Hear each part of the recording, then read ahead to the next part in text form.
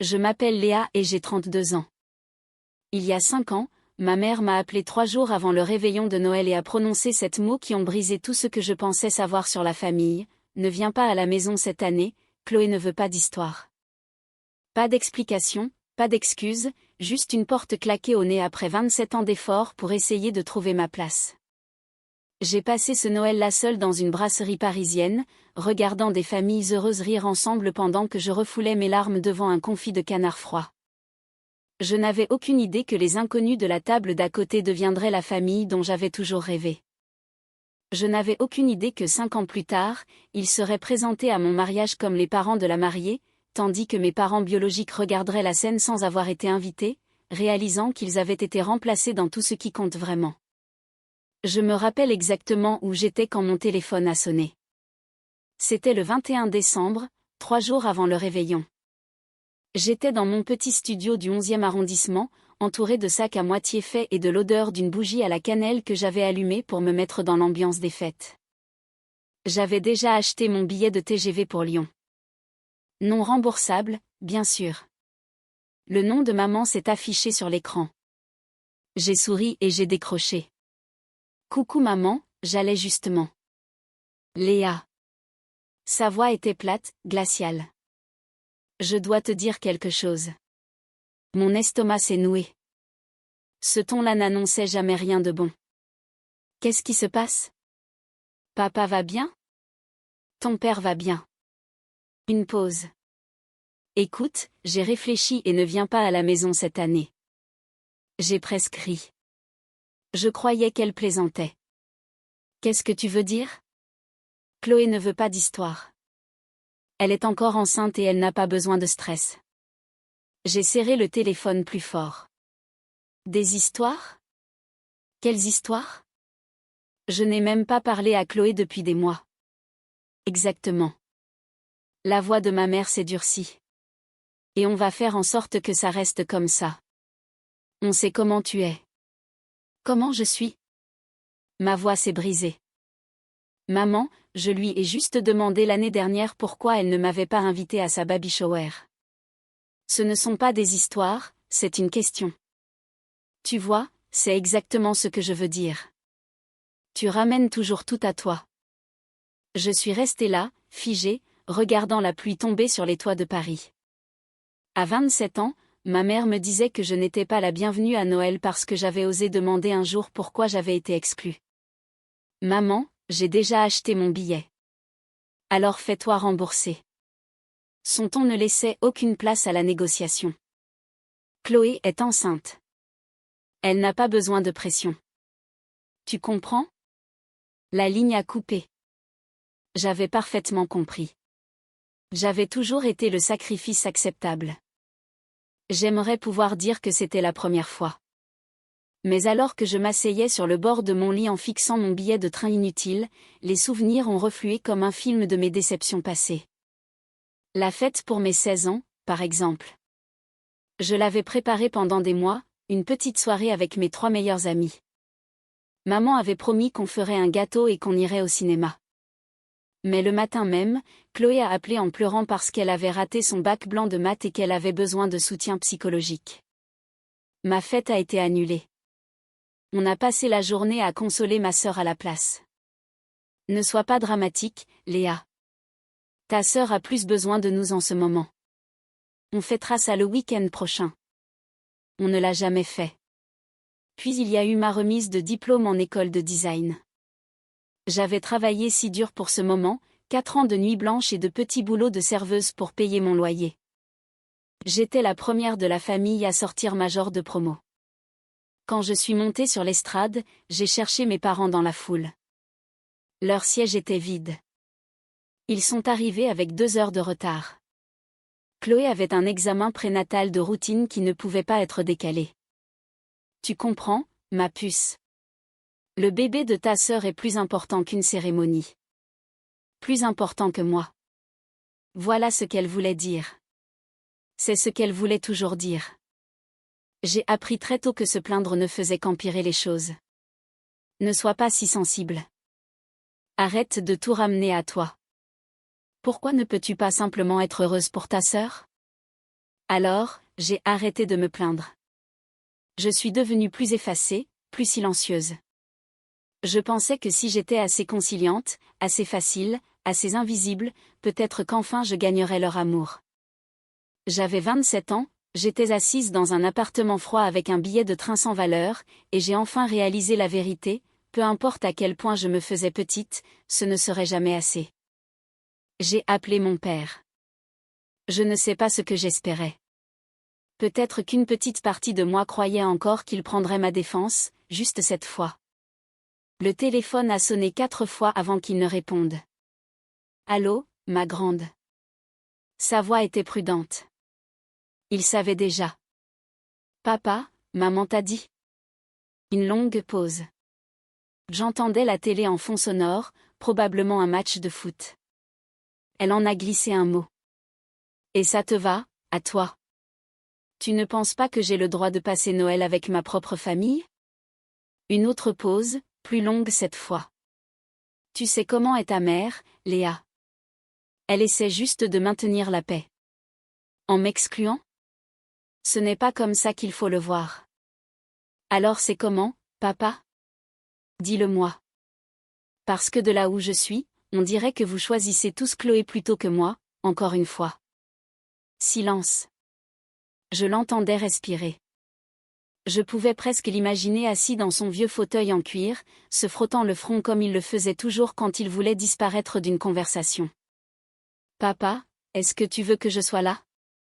5 secondes ont passé. 10. Je crois qu'il s'est raclé la gorge. Je pense qu'il vaut mieux que tu écoutes ta mère cette année. Quelque chose en moi s'est éteint. Pas de tristesse, pas de colère, juste un grand vide. D'accord, papa. Léa, ne le prends pas comme. J'ai dit d'accord. J'ai raccroché. Il n'a pas rappelé. Je suis restée assise dans mon studio alors que le soleil se couchait, regardant les ombres s'étirer sur le parquet. Mon père avait eu une chance de me choisir, de dire un seul mot pour me défendre. Et il avait choisi le silence. Il était toujours entre deux feux, mais je réalisais qu'il finissait toujours par se ranger de leur côté. Mais alors que l'obscurité s'installait, une autre certitude s'est imposée. Une décision tranquille, si je n'étais pas la bienvenue à leur table, je créerais mon propre Noël. Le jour du réveillon est arrivé, gris et glacial.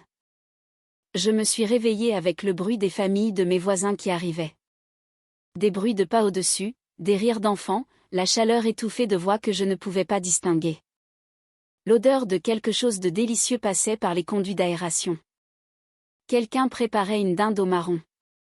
Je me suis fait un café noir et je me suis assise près de la fenêtre, regardant la pluie sur la rue vide. Mon téléphone est resté muet toute la matinée. Aucun appel, aucun message, même pas un « Joyeux Noël » de ma famille. Vers midi, j'ai fait l'erreur d'ouvrir Instagram. Chloé avait posté une photo. Toute la famille autour de la table de la salle à manger, maman, papa, Chloé, son mari Julien, leur fils de 2 ans dans un petit pull de Noël. Tout le monde souriait. La légende disait, tellement reconnaissante pour ma famille. Ce sont les gens qui comptent le plus. J'ai zoomé sur la photo, j'ai compté les couverts. 4 adultes, un enfant, 5 chaises. Il n'y avait même pas une place vide là où j'aurais dû être. Il ne m'avait pas seulement exclu, il m'avait effacé comme si je n'avais jamais existé. J'ai fermé l'application, j'ai fixé le plafond. J'ai pensé à commander un plateau repas et à passer la journée au lit. C'est ce que je méritais, non? Un repas triste seul dans mon appartement sombre à m'apitoyer sur mon sort. C'est ce qui arrive à la fille difficile. Mais quelque chose en moi a refusé. Non, je n'allais pas rester ici à les laisser gagner. Je n'allais pas laisser leur rejet me transformer exactement en ce qu'ils m'accusaient d'être, une épave triste et amère. J'ai attrapé mon manteau. Si je devais dîner seule pour Noël, j'allais le faire dans un endroit avec de la vraie cuisine, de la lumière et de la vie. Il fallait juste trouver un restaurant encore ouvert. La brasserie des Arts était l'une de ces vieilles institutions parisiennes avec du bois sombre, des cuivres rutilants, le genre d'endroit qui avait encore des nappes en tissu et des bougies sur chaque table. Plus important encore, c'était l'un des rares établissements du quartier ouverts le soir du réveillon. Quand j'ai poussé la porte, la chaleur m'a frappé comme une vague. L'odeur du chapon rôti et du pain frais, le cliquetis doux des verres, et partout, des familles, des couples avec des grands-parents, des parents avec des enfants, des groupes d'amis qui riaient comme s'ils se connaissaient depuis toujours. Le restaurant bourdonnait du son des gens qui appartenaient à quelque chose. L'hôtesse m'a regardé avec une pitié à peine dissimulée. Une personne seule pour ce soir ? Juste une. Elle m'a conduite à une minuscule table pour deux dans un coin, coincée entre la porte de la cuisine et une grande famille qui occupait 3 tables collées ensemble. J'aurais pu toucher leur chaise en tendant le bras. Votre serveur arrive tout de suite. Je me suis assise, j'ai ouvert la carte, essayant de faire croire que c'était un choix. La famille d'à côté célébrait bruyamment. Un couple âgé en bout de table, probablement la soixantaine avancée, un homme d'âge moyen avec sa femme et 2 enfants, et un homme plus jeune, environ 30 ans, qui faisait rire tout le monde. 3 générations, sans aucun doute.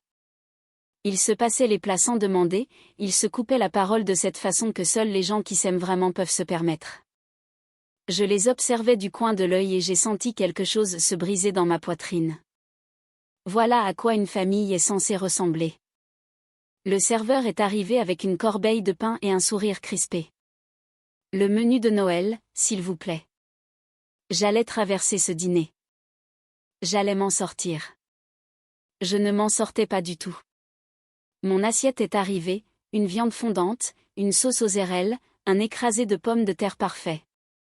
On aurait dit une photo de magazine. Je ne pouvais rien goûter. Je restais là à pousser la nourriture dans mon assiette, essayant de ne pas regarder la famille à côté de moi, essayant de ne pas penser à ma propre famille réunie autour de leur table à Lyon, riant et se passant la sauce sans une seule pensée pour la fille qu'ils avaient jetée. Et soudain, j'ai compris quelque chose que je fuyais depuis 27 ans. Ce n'était pas à propos de Noël. Ce n'était pas à propos de la grossesse de Chloé ou du besoin de paix de maman. C'était un schéma si profond qu'il avait façonné toute ma vie. J'avais passé 27 ans à essayer de gagner une place à leur table, me pliant en 4 pour devenir de plus en plus petite, avalant ma douleur, m'excusant d'avoir des sentiments, restant silencieuse quand j'aurais dû parler, ou parlant seulement pour m'entendre dire que j'étais trop. Et qu'est-ce que j'y avais gagné ? Une table dans un coin, un repas en solitaire, une photo Instagram sans chaise vide. Si je continuais comme ça, si je continuais à essayer d'être assez discrète, assez effacée, que resterait-il de moi ? À un moment donné, il n'y aurait plus rien à rétrécir. Les larmes sont venues avant que je puisse les arrêter. J'ai tourné le visage vers la fenêtre, espérant que personne ne remarquerait. J'ai attrapé ma serviette et je l'ai pressée contre mes yeux, essayant d'être invisible, essayant de disparaître comme je le faisais toujours. Ma petite dame ? Je me suis figée. Une voix de femme, chaude, inquiète. Est-ce que ça va ? J'ai levé les yeux. La femme plus âgée de la famille d'à côté se tenait près de ma table. Des cheveux poivre et sel, des yeux bienveillants, un visage qui semblait avoir passé une vie entière à vraiment écouter les gens. Elle me regardait comme si j'avais de l'importance. Je vais bien, ai-je dit automatiquement. Juste des allergies. La femme a haussé un sourcil, sans juger, juste avec sagesse. Les allergies ne font pas pleurer dans sa serviette le soir de Noël, en général. J'ai laissé échapper un son entre le rire et le sanglot. C'est si évident ? Seulement pour quelqu'un qui fait attention. Elle avait une voix douce mais ferme. Le genre de femme qui en avait vu d'autres. Je m'appelle Eliane. Léa. Eh bien, Léa, elle a jeté un coup d'œil à sa famille, puis à moi. Personne ne devrait manger seul ce soir. Pourquoi ne pas vous joindre à nous ? J'ai secoué la tête immédiatement. Oh, non. Je ne pourrais pas. Je ne veux pas m'incruster. Vous ne vous incrustez pas, je vous invite, a-t-elle souri. Il y a une différence. J'apprécie vraiment, mais... Mon mari raconte des blagues terribles, a-t-elle continué comme si je n'avais rien dit, et mon fils Marc essaie toujours de lancer des débats politiques. Vous pourriez tout aussi bien venir souffrir avec nous à la grande table. L'homme plus âgé, son mari je suppose, m'a fait un signe de la main. Elle n'acceptera pas de non comme réponse. Croyez-moi, 43 ans de mariage et je n'ai jamais gagné une dispute. Le fils cadet, Marc apparemment, a souri. Il n'a pas tort. J'ai regardé ma viande froide, ma table vide, ma serviette encore humide de larmes. Puis j'ai regardé Eliane Lefebvre, ses yeux chaleureux et sa famille qui avaient, inexplicablement, de la place pour une inconnue. D'accord, me suis-je entendu dire. Si vous êtes sûr. J'en suis sûr. Eliane a posé sa main sur mon épaule.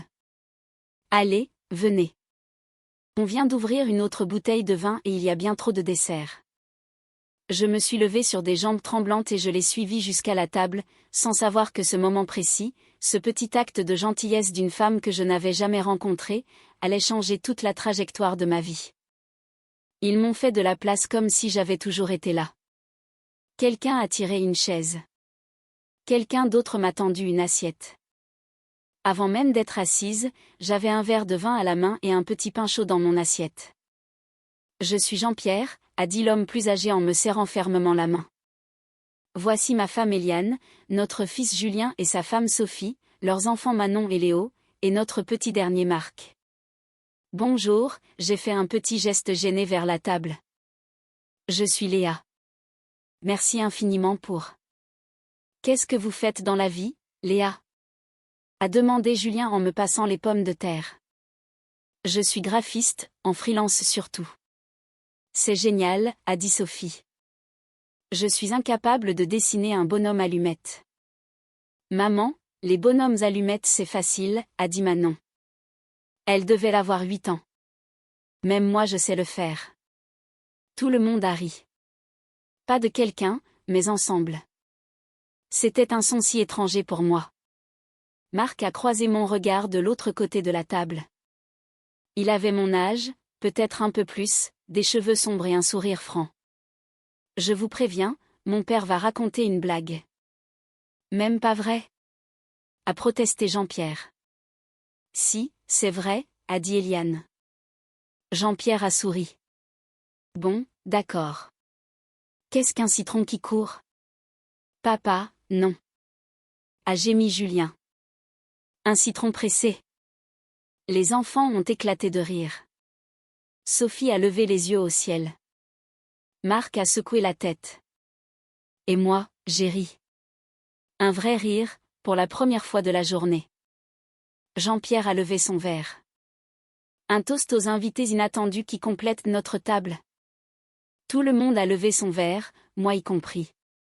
J'ai regardé ces gens, des inconnus il y a encore 15 minutes, et j'ai ressenti quelque chose que je n'avais pas ressenti depuis des années, de la chaleur, de l'acceptation, un sentiment d'appartenance. Je ne savais pas que les familles pouvaient être comme ça. Après le plat principal, pendant que les enfants allaient jouer un peu plus loin et que les hommes parlaient de sport, Eliane s'est installée sur la chaise à côté de la mienne. « Comment ça va ?» a-t-elle demandé doucement. « Vraiment ?» J'ai baissé les yeux vers mon assiette. « Mieux. C'est vraiment gentil. Merci. De rien. » Elle a bu une gorgée de vin. Mais ce n'est pas ce que j'ai demandé. Quelque chose dans sa franchise m'a donné envie d'être honnête. Je vais bien. C'est juste un Noël difficile. Voulez-vous me dire pourquoi vous étiez vraiment seul ici ? J'ai hésité. La vérité semblait trop pathétique à dire tout haut. Ma propre mère m'avait dit de ne pas venir. Ma sœur pense que je suis une source d'histoire. Mon père a choisi le silence plutôt que moi. Mais Eliane attendait, patiente, sans jugement dans le regard. Ma mère m'a appelée il y a 3 jours, ai-je fini par dire. Elle m'a dit de ne pas venir pour Noël. Ma sœur est enceinte et elle ne voulait pas d'histoire. Des histoires ? C'est comme ça qu'ils appellent ça quand je pose des questions auxquelles ils ne veulent pas répondre. Eliane a hoché la tête lentement. Je vois. Ce n'est pas grave, ai-je ajouté rapidement. Enfin, si, c'est grave, mais... Ce n'est pas grave, a dit Eliane d'une voix douce mais ferme. Est-ce que je peux vous dire quelque chose que j'ai appris en 30 ans de carrière comme avocate en droit de la famille? J'ai cligné des yeux. Vous êtes avocate? Retraitée. Droit de la famille. Elle a souri. J'ai vu tous les types de dysfonctionnements familiaux imaginables. Et j'ai appris que les gens qui vous accusent de faire des histoires sont généralement ceux qui les créent. Ils ont juste besoin de quelqu'un à blâmer. Les mots m'ont percuté physiquement. Vous n'êtes pas le problème, Léa. Eliane a posé sa hand sur la mienne. Vous ne l'avez jamais été. Je ne pouvais pas parler. Je pouvais à peine respirer. C'étaient les mots que j'avais eu besoin d'entendre toute ma vie. Et, je veux m'arrêter un instant ici. Si vous regardez ceci et que l'on vous a déjà reproché de causer des problèmes simplement parce que vous demandiez à être traité équitablement, je vous vois. Je veux savoir, avez-vous déjà été le bouc émissaire dans votre famille? Écrivez votre réponse dans les commentaires. Et si cette histoire vous touche, n'hésitez pas à cliquer sur le bouton j'aime pour que plus de personnes puissent la trouver. Maintenant, laissez-moi vous raconter la suite. La soirée s'est terminée doucement, comme les bons dîners le font. Le dessert a été servi, le café versé. Les enfants se sont endormis sur les genoux de Sophie, épuisés d'avoir couru dans le restaurant. Quand l'addition est arrivée, j'ai cherché mon portefeuille, mais Jean-Pierre m'a arrêté d'un geste. S'il vous plaît, c'est pour nous. Je ne peux pas vous laisser faire. Vous pouvez et vous allez le faire. Il a souri. Considérez ça comme une tradition de Noël. On offre toujours le dîner aux nouveaux amis. Alors que nous récupérions nos manteaux pour partir, Eliane a glissé quelque chose dans ma main. Une petite carte de visite élégante. J'ai regardé, Eliane Lefebvre, avocate honoraire, droit de la famille. En dessous, un numéro de téléphone et une adresse à Boulogne. Si jamais vous avez besoin de parler, a-t-elle dit, appelez-moi. Je suis sérieuse. Merci. Jean-Pierre est apparu à côté de nous, enfilant son écharpe. Déjeuner de famille tous les dimanches chez nous. Vous êtes la bienvenue quand vous voulez. J'ai secoué la tête. C'est tellement gentil, mais je ne pourrais pas. Elle le pourrait, a dit Marc en rejoignant le groupe. Et elle le devrait. Maman ne dit jamais des choses qu'elle ne pense pas. Croyez-moi. Eliane a serré ma main. La famille, ce n'est pas le sang, Léa. C'est être là pour les autres. Je suis restée là, dans le hall du restaurant, tenant la carte d'une femme rencontrée 3 heures plus tôt, avec une invitation ouverte pour une famille sur laquelle je n'avais aucun droit. Dehors, la pluie s'était transformée en une neige fine. À travers la vitre, je voyais des familles se dépêcher de rejoindre leur voiture, des enfants portés sur les épaules, des grands-parents serrant des boîtes de restes de gâteaux. J'ai regardé les Lefebvre, Jean-Pierre aidant Eliane avec son écharpe, Julien portant les enfants ensommeillés, Marc attendant près de la porte avec un regard plein d'attente. D'accord, ai-je dit. Peut-être que je passerai un de ces jours. Eliane a souri comme si elle avait su que je dirais oui depuis le début. Je n'avais aucune idée que je venais de rencontrer ma future famille. Je n'ai pas été au déjeuner du dimanche suivant, ni celui d'après. Cela me semblait trop étrange, trop audacieux, comme si je m'imposais dans la vie des autres. Mais Eliane a appelé, juste pour prendre des nouvelles, disait-elle, pour voir comment j'allais. Début janvier, j'ai finalement accepté l'invitation. Ce premier dimanche, je suis restée devant la porte des Lefebvre à Boulogne pendant 5 bonnes minutes avant de trouver le courage de frapper. La maison était exactement comme je l'imaginais, une belle meulière avec un jardin et des lumières à chaque fenêtre. C'était le genre d'endroit où de bonnes choses arrivaient. Eliane a ouvert la porte avant que je ne change d'avis. Te voilà enfin. Elle m'a serré dans ses bras comme si c'était la chose la plus naturelle au monde. On t'a gardé une place. Ce fut le premier de nombreux dimanches. Au cours des 6 mois suivants, je suis devenue une habituée de la table des Lefebvre. Jean-Pierre m'a appris à jouer aux échecs, même si je perdais chaque partie. Eliane m'a montré son secret pour la pâte à tarte, celle qu'elle jurait n'avoir jamais écrite. Les enfants de Julien ont commencé à m'appeler Tata Léa, sans que personne ne leur demande. Et Marc. Marc et moi sommes devenus amis. De vrais amis, du genre à s'envoyer des textos pour des pensées aléatoires à 2 heures du matin, à se disputer sur des films et à s'asseoir l'un à côté de l'autre au dîner sans que personne n'ait à l'organiser. Je n'ai pas eu de nouvelles de ma famille biologique une seule fois. Pas un appel, pas un message, même pas une carte de vœux pour la nouvelle année. Pour la première fois de ma vie, je n'y prêtais plus attention parce que, pour la première fois, je n'avais pas à jouer la comédie pour être aimé. Je n'avais pas à me rétrécir pour entrer dans les attentes de quelqu'un d'autre. J'étais juste aimé. J'avais l'impression d'être enfin rentré à la maison. Un après-midi de printemps, environ 8 mois après ce premier Noël, Eliane et moi étions assises sur sa terrasse. Le jardin commençait à fleurir, les tulipes sortaient de terre. Jean-Pierre était à l'intérieur avec Marc. On les entendait crier devant un match à la télé. « Tu as eu des nouvelles de tes parents ?» a demandé Eliane. J'ai observé un oiseau se poser sur la clôture. Non, et je n'ai pas cherché à en avoir non plus. Elle a hoché la tête, sans jugement. Est-ce que tu en as envie ? J'y ai réfléchi, vraiment réfléchi. Parfois, ai-je avoué. Surtout au milieu de la nuit. Je pense à appeler ma mère pour essayer d'expliquer, mais après je me rappelle qu'il n'y a rien à expliquer. Elle sait ce qu'elle a fait. Elle ne pense juste pas que c'était mal. C'est une chose difficile à accepter. Ça l'est. J'ai resserré mon gilet. J'attends toujours de me sentir coupable. Tout le monde dit qu'on doit pardonner à sa famille quoi qu'il arrive, que le sang est plus épais que l'eau, tout ça. Tu sais, je n'ai jamais cru à ça, a dit Eliane en buvant son thé. Dans ma carrière, j'ai aidé beaucoup de gens à faire reconnaître légalement la famille qu'ils s'étaient construite, pas celle dans laquelle ils étaient nés. Je me suis tournée vers elle.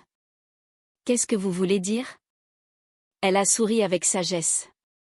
Juste que la loi reconnaît ce que le cœur sait déjà. Qu'une famille peut être créée, pas seulement héritée. Il y a des moyens de rendre ces liens officiels si une personne le souhaite. Je ne comprenais pas encore tout à fait ce qu'elle insinuait. Pas encore. C'est quelque chose à méditer, a dit Eliane. Quand tu seras prête. Elle a tapoté ma main et a changé de sujet pour parler de ses plants de tomates. Mais ces paroles sont restées gravées en moi. Elles allaient prendre racine lentement et fleurir au moment opportun. Cela s'est fait si naturellement que je ne m'en suis presque pas rendu compte. 2 ans après ce premier Noël, Marc et moi n'étions plus seulement amis. Nous étions quelque chose de plus, quelque chose qui avait grandi si progressivement que quand nous l'avons enfin reconnu, cela ressemblait moins à un début qu'à la confirmation de ce qui avait toujours été là. Il m'a invité à dîner à la Brasserie des Arts, le restaurant même où nous nous étions rencontrés. Ça boucle la boucle, ai-je dit en m'installant dans le box. C'est le but, a répondu Marc.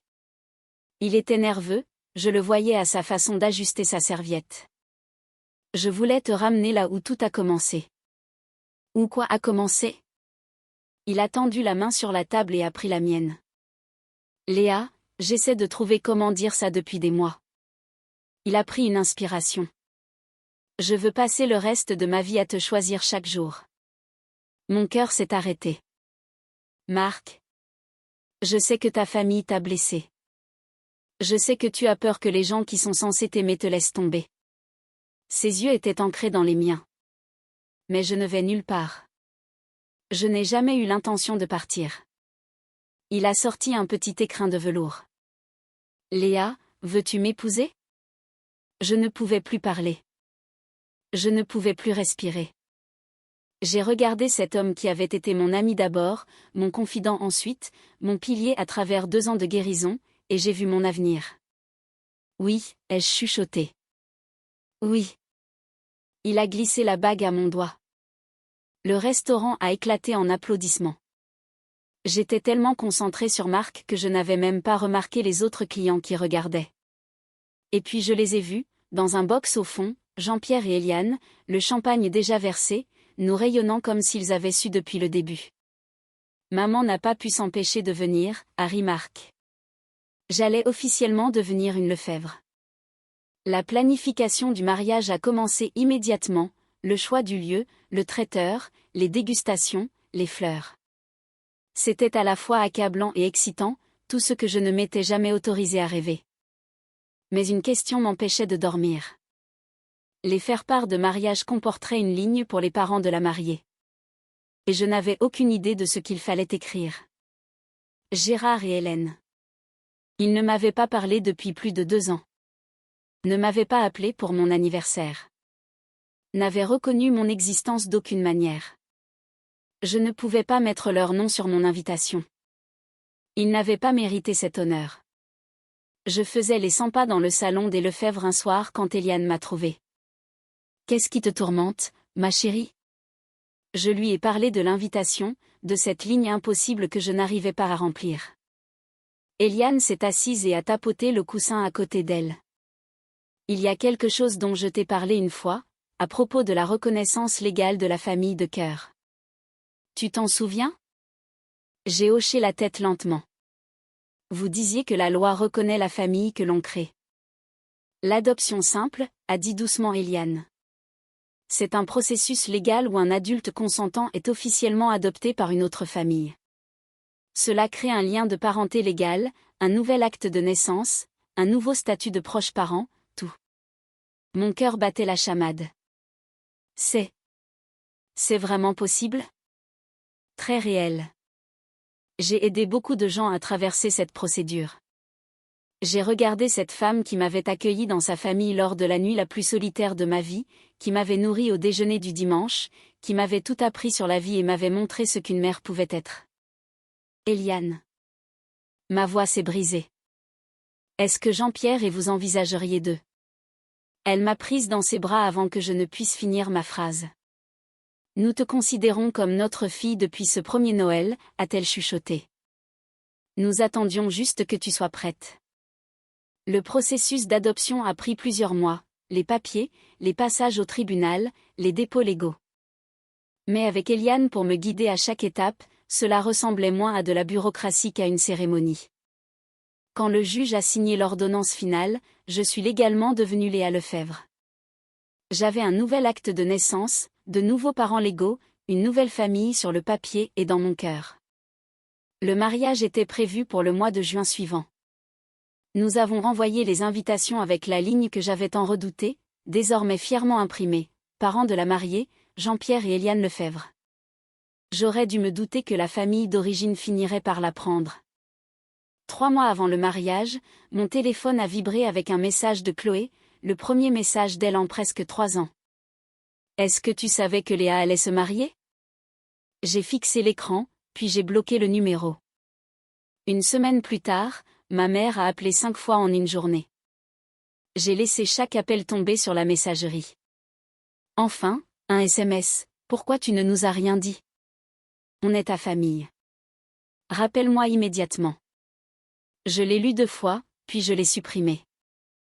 3 ans de silence. 3 ans à faire comme si je n'existais pas. Et maintenant, soudainement, ils se rappelaient qu'ils avaient une autre fille. Je n'étais pas en colère. J'avais dépassé la colère depuis longtemps. J'étais juste fatiguée. Marc m'a trouvé en train de fixer mon téléphone ce soir-là. Ça va ? Ma famille biologique a découvert pour le mariage. Ah.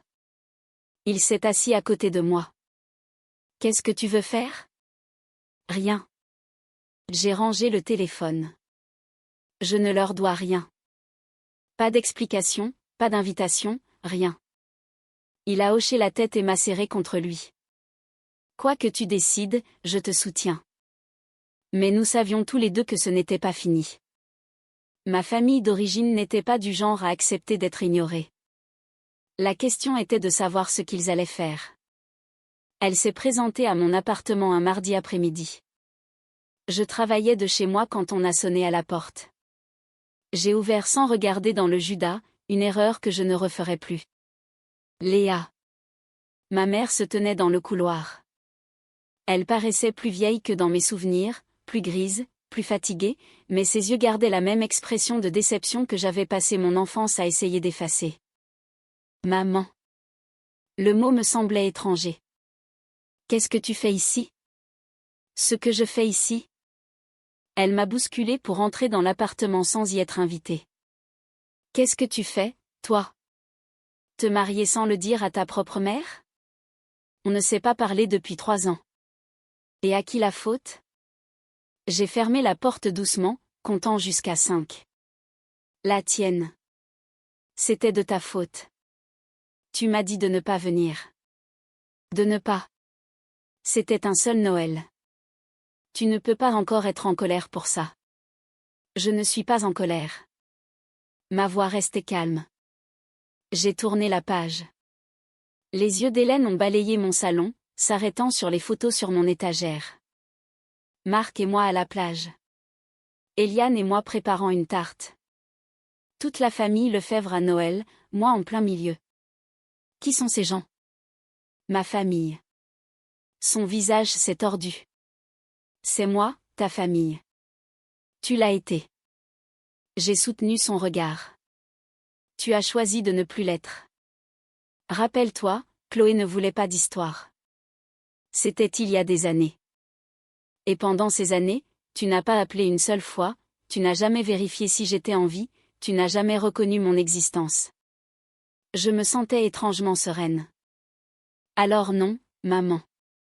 Tu ne peux pas débarquer maintenant et agir comme si tu avais un droit sur moi.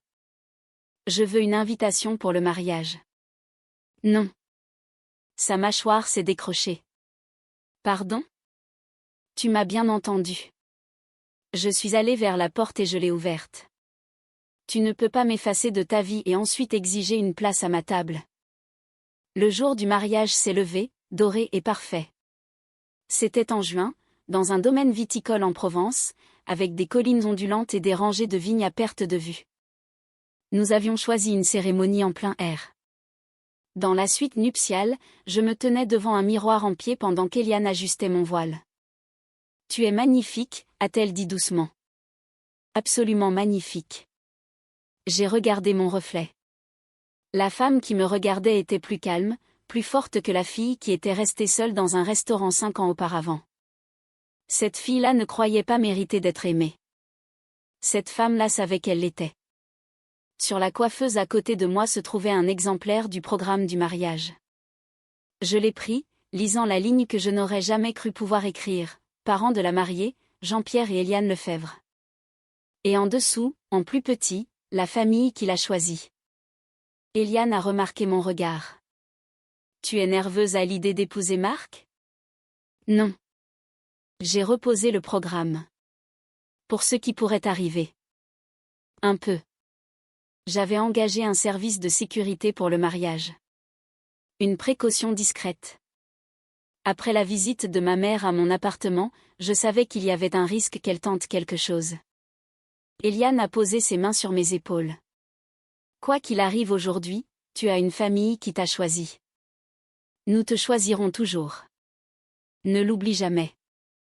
Je l'ai serré fort. Je t'aime, maman. C'était la première fois que je l'appelais comme ça. Le mot est sorti naturellement, comme s'il avait toujours attendu là. Les yeux d'Eliane ont brillé. Je t'aime aussi, ma chérie. Ma fille. Par la fenêtre, je voyais les invités arriver. Marc était déjà à l'hôtel, nerveux et élégant dans son costume gris. C'était le moment. Quoi qu'il arrive, j'étais prête. La cérémonie a été tout ce dont j'avais rêvé. Marc m'attendant au bout de l'allée. Jean-Pierre marchant à mes côtés, fier et solide. Les vœux que nous avions écrits nous-mêmes, des mots qui ont fait pleurer la moitié des invités. Quand Marc a glissé la bague à mon doigt et que l'officiant nous a déclaré mari et femme, j'ai senti quelque chose s'enclencher, comme la dernière pièce d'un puzzle que j'avais essayé de résoudre toute ma vie. La réception battait son plein quand l'agent de sécurité m'a trouvé. Madame Lefebvre. Il est apparu à mon côté, discret et professionnel. Il y a 2 personnes à l'entrée. Ils prétendent être vos parents. Je m'y attendais. Une partie de moi l'avait attendu toute la journée. Marc est apparu à côté de moi. Qu'est-ce qui se passe? Mes parents biologiques sont là. Son expression s'est durcie. Je m'en occupe. Non. J'ai pris sa main. C'est mon moment. Je m'en occupe. J'ai pesé mes options. Je pouvais les faire expulser. Je pouvais faire comme s'ils n'étaient pas là. Je pouvais éviter toute confrontation. Mais quelque chose en moi a dit, non. Laisse-les voir. Laisse-les voir ce qu'ils ont perdu. Laisse-les voir la famille qui a pris le relais quand ils se sont détournés.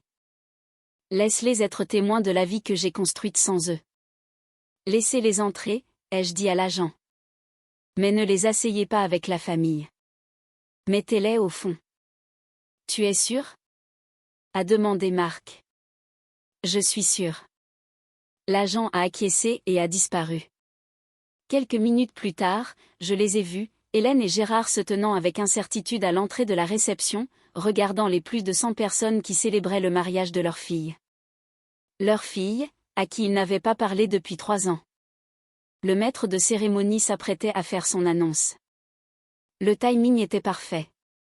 D'accord, c'est le moment crucial. Avant la grande révélation, j'ai une question pour vous, si vous étiez à ma place, auriez-vous laissé vos parents biologiques entrer à votre mariage? Écrivez « oui » ou « non » dans les commentaires. Je veux savoir ce que vous auriez fait. Et si vous avez hâte de voir ce qui se passe ensuite, assurez-vous d'être abonné. Maintenant, laissez-moi vous raconter le moment où tout a basculé. Le maître de cérémonie s'est approché du micro. La musique s'est adoucie. Mesdames et messieurs, si je peux avoir votre attention s'il vous plaît. La salle s'est tue. Les invités se sont tournés vers l'avant. Avant de continuer la fête, j'aimerais introduire des personnes très spéciales. J'ai observé mes parents biologiques de l'autre côté de la salle. Hélène tendait le cou, essayant de voir. Gérard se tenait derrière elle, les mains dans les poches, mal à l'aise. Il n'avait aucune idée de ce qui allait suivre. Veuillez vous joindre à moi pour accueillir les parents de la mariée. Hélène s'est redressée. Je la voyais se préparer à recevoir l'introduction, à accepter la reconnaissance qu'elle croyait lui être due de droit. Jean-Pierre et Éliane Lefebvre. La salle a éclaté en applaudissements. Jean-Pierre et Éliane se sont levés de la table d'honneur, rayonnant, saluant les invités. Les gens criaient de joie. Le photographe prenait des clichés. Et au fond de la salle, le visage de ma mère est devenu livide. J'ai vu la scène au ralenti, la confusion, l'incrédulité. Le moment où elle a réalisé ce que ces mots signifiaient, Jean-Pierre et Éliane Lefebvre, la famille qui a choisi Léa et que Léa a choisi en retour. Hélène a attrapé le bras de Gérard. Qu'est-ce qu'il vient de dire? Gérard semblait assommé, sans voix. Autour d'eux, les invités applaudissaient et souriaient, ignorant totalement que ce couple âgé au fond avait le moindre lien avec la mariée. Pour tous les autres invités, Jean-Pierre et Éliane étaient simplement ce qu'ils paraissaient être, mes parents. La bouche d'Hélène s'ouvrait et se fermait, aucun son n'en sortait. Elle regardait le couple heureux acceptant les félicitations, puis elle m'a regardé, moi, debout avec mon mari, et la vérité l'a enfin frappée comme une lame de fond glacée. Elle avait été remplacée complètement, officiellement, légalement, et tout le monde dans cette pièce le savait, sauf elle. Hélène a fendu la foule avant que je ne puisse l'arrêter. Elle m'a rejointe juste au moment où les applaudissements mouraient. Son visage était cramoisi, ses yeux sauvages. Gérard la suivait, l'air de vouloir disparaître sous terre. Qu'est-ce qui se passe? A chuchoté Hélène d'une voix rauque. Qui sont ces gens? J'ai gardé une voix calme et posée. Mes parents légaux. J'ai été adoptée il y a 2 ans. Tu as quoi? Elle a reculé d'un pas, titubante. Tu ne peux pas simplement nous remplacer?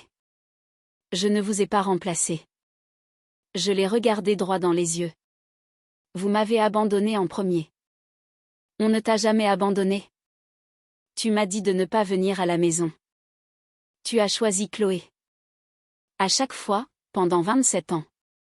Les invités les plus proches avaient remarqué la confrontation. Les conversations s'arrêtaient. Les têtes se tournaient. Ce n'est pas juste.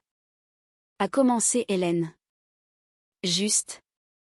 J'ai senti Marc se placer à mes côtés, une présence solide et rassurante. Tu veux parler de ce qui est juste? Je n'ai pas élevé la voix. Je n'en avais pas besoin. La vérité criait assez fort d'elle-même. J'ai passé 27 ans à essayer de gagner une place dans votre famille. Tu sais ce que j'ai obtenu? Une photo Instagram sans place vide. Un réveillon de Noël seul. 3 ans de silence. Je suis toujours ta mère, a crié Hélène. Pas légalement. J'ai levé ma main gauche, mes bagues brillant sous les lustres. Pas émotionnellement. Plus maintenant. Autour de nous, le silence était total. Sans père Dieu nous observait. Hélène a regardé autour d'elle, réalisant soudainement qu'elle avait un public. Ses joues brûlaient. C'est humiliant, a-t-elle sifflé. Alors pars. Ma voix était douce, finale. Vous êtes venu sans être invité à mon mariage. Vous n'allez pas jouer les victimes ici. Elle m'a fixé comme si elle voyait une étrangère. Peut-être que c'était le cas. La fille qui n'avait jamais répliqué avait enfin cessé de se faire toute petite. Et puis, pour la première fois de ma vie entière, mon père a pris la parole. Léa. Sa voix était cassée. Je suis désolée. Je me suis tournée vers lui. Je l'ai vraiment regardé. Gérard avait vieilli plus que ce que 5 ans auraient dû justifier. Ses cheveux étaient plus gris, ses épaules voûtées, mais ses yeux. Ses yeux étaient pleins de larmes. Je n'avais jamais vu mon père pleurer, pas une seule fois en 27 ans. Je suis désolé, a-t-il répété. J'aurais dû faire mieux. Quelque chose a craqué dans ma poitrine. Pas une guérison, juste la reconnaissance d'une vieille blessure. Je sais, papa. J'ai été un lâche, sa voix tremblait. Je l'ai toujours été. Je savais comment ta mère te traitait, comment Chloé te traitait, et je suis restée là. J'ai laissé faire. Hélène a attrapé son bras. Gérard, qu'est-ce que tu fais? Il l'a repoussée, gardant ses yeux sur moi. Tu étais ma fille. Tu étais ma petite fille, et je les ai laissés te faire croire que tu n'avais pas d'importance. Une larme a roulé sur sa joue. Je suis tellement désolée. Les mots que j'avais attendus pendant 3 décennies. Et ils arrivaient trop tard. Je sais que tu es désolé, papa. Ma voix était douce mais ferme. Mais le regret n'efface pas les années où tu es resté sans rien dire. Le regret ne me rend pas mon enfance. Le regret ne répare pas tout ça. Je sais. Il a hoché la tête en essuyant ses yeux. Je sais bien. Eliane est apparue à mon épaule. Elle n'a rien dit, a juste posé sa main sur mon bras, un rappel silencieux que je n'étais pas seule. Hélène a regardé Eliane avec une hostilité à peine voilée. Vous, a-t-elle craché, c'est vous qui m'avez volé ma fille. L'expression d'Eliane n'a pas changé. Je n'ai rien volé du tout, madame. Alors comment appelez-vous ça? Jean-Pierre s'est avancé, se plaçant à côté de sa femme. Jean-Pierre n'était pas un homme de confrontation. En des années, je ne l'avais jamais entendu élever la voix. Mais quand il a parlé maintenant, il y avait un acier dans son ton qui a fait taire tout le monde. Je pense qu'il est temps pour vous de partir. Hélène est restée bouche bée. Qui êtes-vous pour nous dire? Je suis son père, a dit Jean-Pierre, sa voix portant à travers toute la salle. Légalement et dans tout ce qui compte vraiment. Vous avez volé notre fille. Jean-Pierre a secoué la tête, calme, certain. Non, madame. Nous n'avons rien volé du tout. Vous l'avez donné. Nous avons juste ramassé ce que vous avez jeté. Hélène a tressailli comme si elle avait reçu une gifle. Il y a 5 ans, a continué Jean-Pierre, cette jeune femme était assise seule dans un restaurant le soir de Noël parce que sa propre famille lui avait dit qu'elle n'était pas la bienvenue. Ma femme l'a invitée à notre table. Nous l'avons nourrie. Nous lui avons parlé. Nous l'avons traité comme un être humain. Il s'est approché d'Hélène, baissant la voix. Savez-vous ce qu'elle nous a dit ce soir-là? Elle a dit qu'elle ne se rappelait pas la dernière fois où elle avait eu l'impression de compter pour quelqu'un. 27 ans. Et elle ne se rappelait pas s'être jamais sentie aimée par sa propre famille. Hélène a ouvert la bouche, mais aucun son n'est sorti. Nous n'avons pas volé votre fille. Nous lui avons juste montré à quoi une famille est censée ressembler. Le reste a été son choix. Il s'est tourné vers l'Assemblée. Maintenant, c'est le jour du mariage de ma fille, le plus beau jour de sa vie, et je ne laisserai personne, absolument personne, le gâcher. Il a fait un signe aux agents de sécurité qui se tenaient à proximité. Veuillez raccompagner ces personnes. Alors que les gardes s'approchaient, Jean-Pierre a passé son bras autour de moi. Léa est une Lefebvre maintenant, a-t-il dit doucement. Et les Lefebvre protègent les leurs. Voilà à quoi ressemble un père. Avant que la sécurité ne les emmène, j'ai levé la main. Attendez. Tout le monde s'est figé. Hélène m'a regardé avec quelque chose qui ressemblait à de l'espoir. Peut-être pensait-elle que je changeais d'avis. Je me suis avancée vers mes parents biologiques. Maman, papa. Je veux que vous compreniez quelque chose. Hélène a relevé le menton. Quoi? Je ne vouais pas. Quoi qu'elle ait attendu, ce n'était pas ça. Je ne vouais pas, ai-je répété. J'ai fait la paix avec ce que vous êtes. Vous n'êtes pas des monstres. Vous êtes juste des gens qui n'ont pas su m'aimer comme j'en avais besoin. Des gens qui ont choisi le confort plutôt que la justice. Des gens qui ont laissé une fille devenir invisible pour que l'autre puisse briller. Gérard pleurait de plus belle. Le visage d'Hélène était un masque. Mais j'ai aussi fait la paix avec qui je suis. Je me suis redressée. Et je suis quelqu'un qui mérite d'être choisi. Pas comme un second choix, pas comme une option par défaut.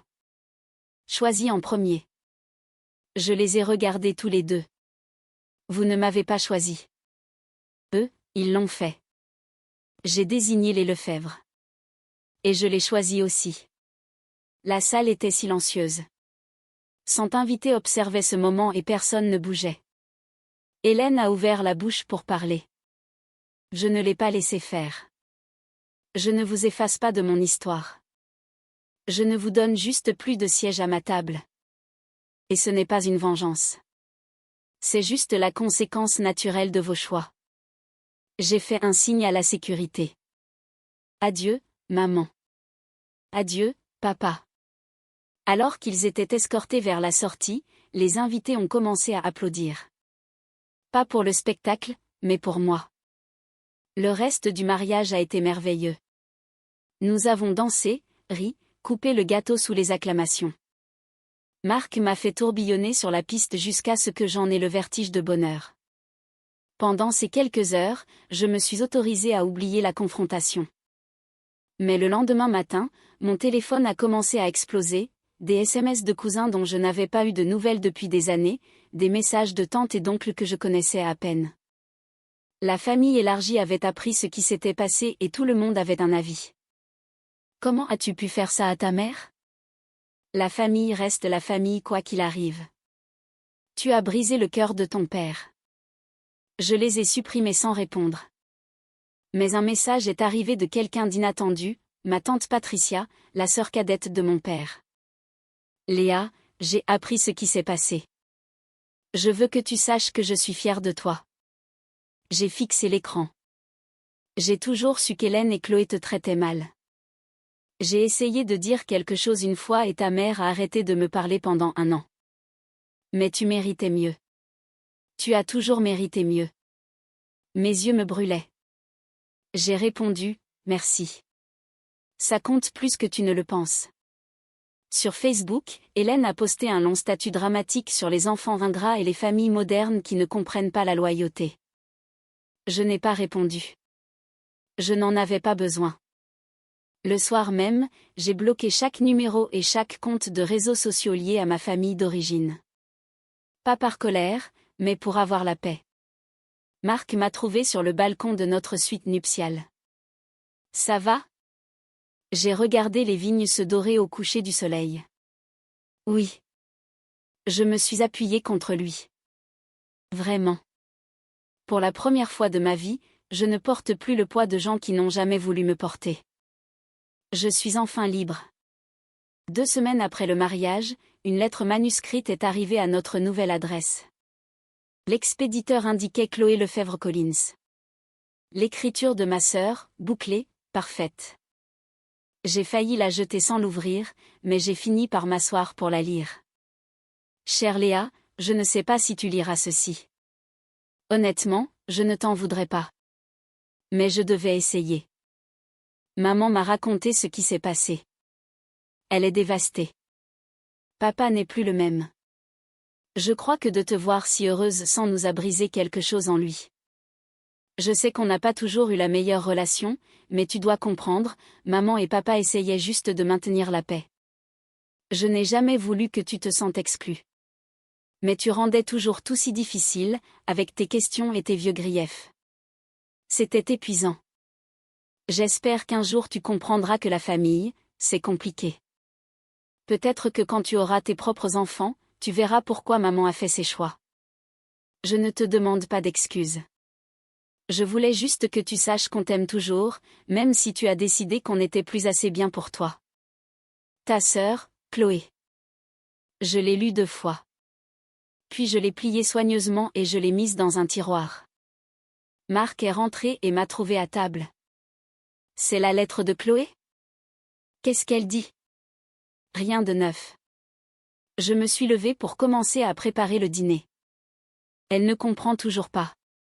Elle ne comprendra jamais. Est-ce que ça te dérange? J'y ai réfléchi. Non, ai-je dit finalement. Ce n'est pas mon rôle de lui faire comprendre. Ça ne l'a jamais été. 1 an après le mariage, la vie était devenue magnifique. Marc et moi avons acheté une maison dans la banlieue parisienne, une petite maison avec un grand jardin à 20 minutes de chez Jean-Pierre et Eliane. Assez près pour les déjeuners du dimanche, assez loin pour notre intimité.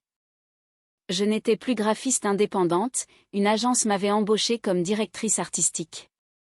Marc réussissait très bien dans son cabinet d'architecte. Nous construisions notre vie, et j'étais enceinte. Eliane a pleuré quand on lui a dit. Jean-Pierre a essayé de ne pas pleurer et a échoué. Les enfants de Julien se disputaient déjà pour savoir qui serait le cousin préféré du bébé. Un dimanche après-midi, Eliane et moi préparions la chambre du bébé, peignant les murs d'un vert sauge doux. Vous avez pensé à des prénoms? A demandé Eliane. Alice, ai-je dit. Si c'est une fille, Alice Grace Lefebvre. Les yeux d'Eliane se sont embués. C'est magnifique. Le nom Lefebvre n'est pas négociable, ai-je souri. Je veux qu'elle porte le nom de la famille qui a choisi sa mère. Eliane a posé son pinceau et m'a serré dans ses bras. Tu sais, a-t-elle dit, quand je t'ai vue seule dans ce restaurant, je n'avais aucune idée qu'on en arriverait là. J'ai juste vu quelqu'un qui avait besoin de gentillesse. Vous m'avez sauvé la vie ce soir-là. Non, ma chérie. Elle m'a tenue par les épaules. C'est toi qui t'es sauvée. Nous, on t'a juste montré que c'était possible. J'ai regardé la chambre, le berceau choisi ensemble, le fauteuil à bascule que Jean-Pierre avait restauré, la vie que j'avais créée avec des gens qui m'aimaient inconditionnellement. J'avais enfin tout ce que j'avais toujours voulu. J'étais chez moi. 5 ans jour pour jour après avoir été seule à la Brasserie des Arts, je présidais une table bien différente. La maison des Lefebvre était un joyeux chaos. Alice, maintenant âgée de 6 mois, passait de bras en bras comme un petit trésor. Les enfants de Julien jouaient aux cartes dans un coin. Sophie débattait avec Marc sur la meilleure façon de découper le rôti. Jean-Pierre essayait de piquer un morceau de fromage en douce. Bien, tout le monde. Eliane a frappé dans ses mains. Avant de manger, il nous faut un toast. Elle a levé son verre vers moi. Léa, tu nous fais l'honneur? Je me suis levée, Alice dans les bras, et j'ai regardé autour de la table cette famille que j'avais trouvée, cette famille qui m'avait trouvée. Il y a 5 ans ce soir, ai-je commencé, j'étais seule dans un restaurant, me demandant si je trouverais jamais ma place. Je pensais que je n'étais pas digne d'être aimée. Je pensais qu'il y avait quelque chose qui clochait chez moi, que j'étais trop difficile, trop compliquée. J'ai marqué une pause, sentant la main de Marc presser mon genou sous la table. Et puis une inconnue nommée Eliane Lefebvre est venue à ma table et a dit « personne ne devrait manger seul ce soir. Et tout a changé. Jean-Pierre essuyait ses yeux. Eliane pleurait déjà. Alors voici mon toast, à la famille. Pas celle dans laquelle on est, mais celle que l'on construit. Celle que l'on choisit. Celle qui nous choisit en retour. À la famille. Ont-ils tous répété en chœur. Les vers se sont choqués. Alice a gazouillé. Jean-Pierre a enfin eu son morceau de fromage. Et j'ai regardé ces gens, mes gens, et j'ai ressenti ce que j'avais passé toute mon enfance à chercher, j'appartenais à ce groupe, totalement, inconditionnellement. Pour la première fois de ma vie, j'étais chez moi. Après le dîner, Marc et moi étions sur la terrasse avec Alice endormie dans son couffin. L'air de novembre était vif, mais nous étions emmitouflés dans des plaids, regardant les étoiles. « Est-ce que tu penses parfois à eux ?» a demandé Marc doucement. « Tes parents biologiques ?» J'ai réfléchi. Parfois, ai-je admis. Surtout quand il y a un grand événement. Je me demande comment ils vont, s'ils ont changé, s'ils ont compris ce qu'ils ont perdu. Tu penses qu'ils ont changé ? J'ai secoué la tête lentement. Les gens changent rarement. Pas dans ce qui compte vraiment. Est-ce que ça te rend triste ? J'ai regardé Alice, son petit poing serré contre sa joue, sa respiration paisible. Ça l'a été, ai-je dit. Mais plus maintenant. J'ai passé trop d'années à être triste pour une famille qui ne voulait pas de moi. Je n'ai plus de place pour ça. Ma vie est trop pleine. Marc a passé son bras autour de moi. Qu'est-ce qui a changé ? Moi. Je me suis arrêtée d'attendre qu'ils m'aiment comme j'en avais besoin. J'ai arrêté de me rétrécir pour entrer dans leur moule. Et j'ai commencé à construire quelque chose de nouveau. Par la fenêtre, je voyais la famille Lefebvre rire, débarrasser la table et ranger les restes. Poser des limites n'est pas une vengeance, ai-je ajouté doucement. C'est une question de survie. C'est se choisir soi-même quand personne d'autre ne le fait. Marc a embrassé mon front. Je suis heureux que tu aies survécu. Moi aussi. Alice a bougé dans son sommeil. Je l'ai prise contre moi. Je ne t'obligerai jamais à mériter mon amour, lui ai-je chuchoté. Je te promets que tu n'auras jamais à te demander si tu es désiré. Tu le sauras toujours. Elle a bâillé et s'est rendormie.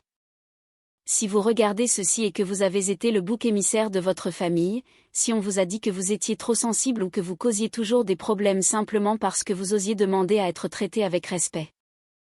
Je veux que vous sachiez une chose, ce n'est pas vous. Ça ne l'a jamais été. Vous méritez d'être choisi, pas comme un second choix, pas comme un dernier recours, pas comme le sacrifice acceptable pour le confort des autres. Choisis d'abord, choisis pleinement, choisis sans condition. La famille n'est pas le sang. La famille n'est pas une obligation. La famille n'est pas faite de gens qui partagent votre ADN mais vous traitent comme un fardeau. La famille, ce sont les gens qui sont là. Les gens qui vous voient pleurer seul à une table de restaurant et vous invitent à les rejoindre. Les gens qui vous ouvrent leurs portes, leur cœur et leurs bras pour faire de vous, officiellement et définitivement, l'un des leurs. J'ai passé 27 ans à essayer de mériter l'amour de gens qui n'allaient jamais me le donner. Et puis j'ai passé 5 ans à apprendre à quoi ressemble le vrai amour. Pas de la famille où je suis née, mais de la famille qui m'a choisi. Si les gens qui sont censés vous aimer ne peuvent pas le faire, s'ils ont prouvé maintes fois que vous passerez toujours en dernier, vous avez le droit de construire votre propre famille. Cette histoire me touche droit au cœur. C'est un rappel puissant que le respect et l'amour ne sont pas des droits acquis par le sang, mais des liens qui se méritent et se cultivent chaque jour. Trop souvent, on nous force à accepter l'inacceptable sous prétexte que c'est la famille, mais Léa a eu le courage de dire stop. Son parcours de la solitude d'une brasserie parisienne à la chaleur d'une famille de cœur est une véritable leçon de résilience. L'adoption simple à l'âge adulte est un geste tellement symbolique et fort pour tourner la page. Bravo à tous ceux qui, comme Léa, ont le courage de se choisir et de s'entourer de personnes qui les célèbrent au lieu de les tolérer.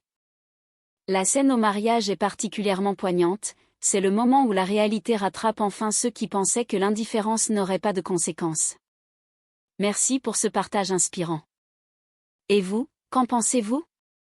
Est-ce que vous croyez que la famille est sacrée quoi qu'il arrive, ou pensez-vous que l'on a le droit de couper les ponts pour se protéger et construire son propre bonheur? Dites-moi ce que vous auriez fait à la place de Léa dans les commentaires.